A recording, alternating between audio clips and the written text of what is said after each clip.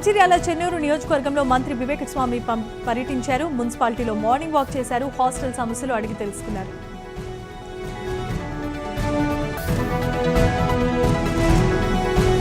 భద్రాద్రి కొత్తగూడెం బూర్గంపాడు సరిహద్దు వివాదాలపై మంత్రి పొంగులేటి సమీక్ష చేశారు. ఫారెస్ట్ రెవెన్యూ అధికారుల సమన్వయంతో పరిష్కరించాలని ఐటీసీ విశ్రాంతి భవనంలో సమావేశాన్ని ఏర్పాటు చేశారు.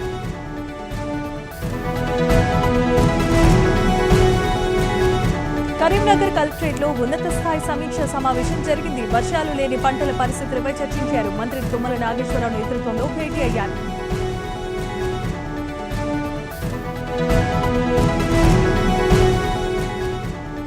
జగిత్యాల మెడికల్ కళాశాల చుట్టూ రోడ్డు పనులకు భూమి పూజ చేశారు. 45 లక్షల రూపాయలతో కరెంటు పోల్ షిఫ్టింగ్ పనులు ప్రారంభమయ్యాయని ఎమ్మెల్యే డాక్టర్ సంజయ్ ప్రారంభించారు.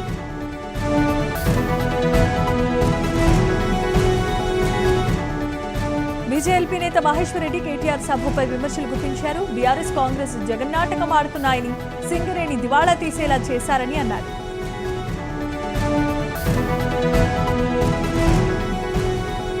భద్రాద్రి కొత్తగూడెం భద్రాచలం ఆలయ అభివృద్ధి పనులను మంత్రి పొంగులేటి పరిశీలించారు. స్వామివారిని దర్శించుకుని ప్రత్యేకమైన పూజలు చేసిన అనంతరం గోదావరి పుష్కరాల పనులపై ఆదేశాలు జారీ చేశారు.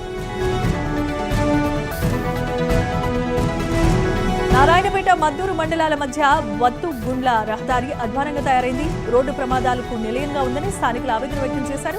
ఏళ్లుగా పనులు పూర్తి కాలేదన్నారు.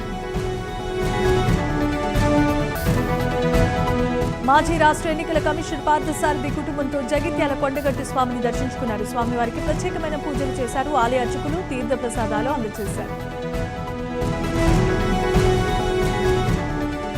ఆదిలాబాద్ లో ఏఐటీయూసీ జిల్లా మహాసభలు జరిగాయి. ఏఐటీయూసీ రాష్ట్ర ప్రధాన కార్యదర్శి బాలరాజు ముఖ్య అతిథిగా పాల్గొని కేంద్రం కార్పొరేట్ శక్తులకు వత్తాసు పలుకుతోందని అన్నారు. రాష్ట్ర ప్రభుత్వం ఇందిరా మహిళా శక్తి కార్యక్రమాన్ని అమలు చేస్తోంది. మహిళల ఆర్థిక స్వావలంబన కోసం పాఠశాల యూనిఫామ్లు కుట్టింపు పనులను మహిళా సంఘాలు అప్పగించారు.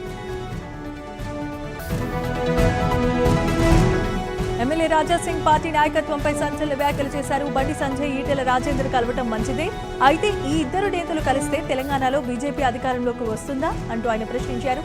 పార్టీ బలోపేతానికి కేవలం అగ్రనేతల సమావేశాలు సరిపోవని, క్షేత్రస్థాయిలో పనిచేస్తున్న నాయకులు, కార్యకర్తల అభిప్రాయాలు, సమస్యలకు కూడా సమాన ప్రాధాన్యత ఇవ్వాలని సూచించారు. సూర్యాపేట హుజూర్ నగర్ లో నకిలీ ఎరువుల అమ్మకాలు కొనసాగుతున్నాయి. పలు ఫెర్టిలైజర్ షాపులపై వ్యవసాయ అధికారి తనిఖీలు చేశారు.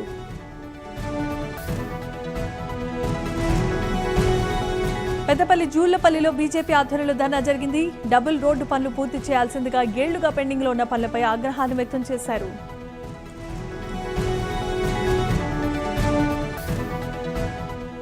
ఉప్పల్ భగాయత్ ఫేజ్ 2 అభివృద్ధిపై రాష్ట్ర ప్రభుత్వం దృష్టిని సారించింది. కాంగ్రెస్ ఇన్ఛార్జి మందముల పరమేశ్వర్ రెడ్డి పాదయాత్ర చేపట్టి కాలనీవాసుల సమస్యలు ముఖ్యమంత్రి దృష్టికి తీసుకెళ్తానని హామీ ఇచ్చారు. కరీంనగర్ కలెక్టరేట్లో ఉన్నత స్థాయి సమీక్షా సమావేశం జరిగింది. వర్షాలు లేని పంటల పరిస్థితులపై చర్చించారు. మంత్రులు శ్రీధర్ బాబు, పొన్నం ప్రభాకర్ ఈ సమావేశానికి హాజరయ్యారు. ఘట్కేసర్ ఏదిలాబాద్ శ్రీ గోదా సమేత మన్నార్ రంగనాయక స్వామి ఆలయంలో పూజలు జరిగాయి. ఆషాఢ మాస సందర్భంగా 1,00,000 గాజుల కార్యక్రమం చేపట్టారు. గోదాదేవికి భక్తి శ్రద్ధలతో గాజులను సమర్పించారు. పెద్దపల్లి సుల్తానాబాద్ లో ముస్లిం సోదరులు ప్రత్యేకమైన ప్రార్థనలు చేశారు. వర్షాలు కురవాలని ఆ అల్లాను వేడుకున్నారు. వర్షాకాలం వచ్చి 2 నెలలైనా వర్షాలు లేవదని ఆవేదన వ్యక్తం చేశారు. యాదాద్రి భువనగిరి బస్వాపురం ప్రాజెక్టు నుంచి నీటిని విడుదల చేయాలని సిపిఎం నిరసన వ్యక్తం చేసింది. వర్షాలు లేక నారెండిపోతోందని ఆవేదన చెందుతున్నారు. భూ నిర్వాసితులకు నష్టపరిహారం ఇవ్వాలని డిమాండ్ చేశారు. హైదరాబాద్ బోరబండలో పోలీస్ కానిస్టేబుల్ పై సుత్తితో దాడి ఘటన కలకలం రేపుతోంది. భూమి, డబ్బు వివాదంలో ఇద్దరు అన్నదమ్ముల మధ్య గొడవ జరుగుతుంటే డైల్ 100 సమాచారం మేరకు సంఘటనా స్థలానికి చేరుకున్న కానిస్టేబుల్ ఇరు వర్గాలను శాంతింపజేసి పోలీస్ స్టేషన్కు రావాలని సూచించారు.